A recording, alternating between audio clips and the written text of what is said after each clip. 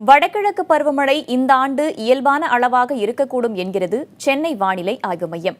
ஆனால் தனியார் வானிலை ஆய்வாளர்களோ வழக்கத்தை விட கூடுதலாக இருக்கும் என்று கணிக்கிறார்கள்.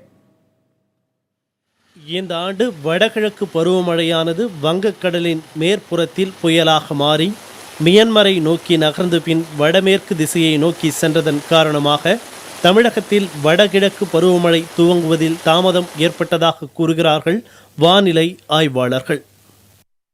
டெல்டா மாவட்டங்களில் போன வருஷம் முக்கால்வாசி சென்னையிலேயே கடந்துச்சு எல்லாமே. இந்த தடவை கொஞ்சம் சவுத்தில் நாகப்பட்டினம் தஞ்சாவூர் மாவட்டங்களில் கடந்து அங்கே விவசாயிகளுக்கு நிறைய மழை கொடுக்கக்கூடிய வாய்ப்பு இருக்குது இந்த வருஷம். இந்த ஆண்டு அதிக தட்பவெப்பம் காரணமாக வடகிழக்கு பருவமழை தீவிரமடையும் என்றும் வழக்கத்தை விட 80% அதிகமாகவே இருக்கும் என்றும் இந்த மழை கடலூர், சென்னை, புதுச்சேரி ஆகிய இடங்களில் கரையை கடக்கும் என்றும் கணிக்கிறார்கள் தனியார் வானிலை ஆய்வாளர்கள். இந்த தடவை பார்த்திங்கன்னா போன தடவை பெஞ்ச மழைக்கு ஒரு 80% இந்த தடவை இருக்கும், ஜாஸ்தியான மழை இருக்கும்.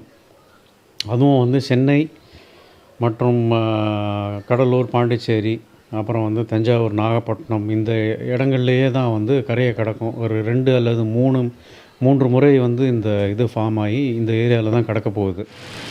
தமிழ்நாட்டிற்கு வடகிழக்கு பருவமழை தான் முக்கிய ஆதாரமாக விளங்குகிறது.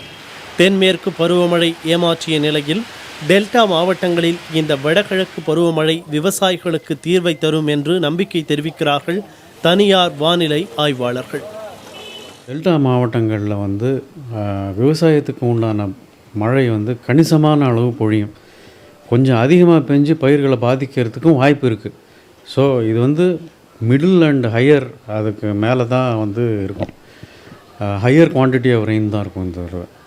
ஸோ விவசாயிகளுக்கு நல்ல ஒரு வரப்பிரசாதமாக இருக்கும். மழைக்காலம் இப்போதுதான் தொடங்கி இருக்கும் நிலையில் அதன் போக்கை இனி பொறுத்திருந்துதான் பார்க்க வேண்டும். புதிய தலைமுறைக்காக செய்தியாளர் பிரசாந்த்.